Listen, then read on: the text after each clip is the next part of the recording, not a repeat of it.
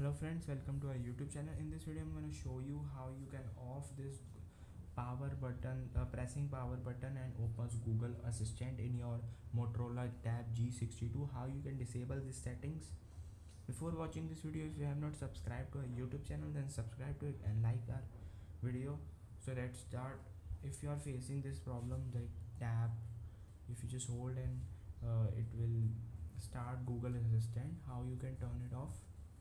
Just go to the settings option and then here you have to type uh, hold for assistant, like this settings you can see.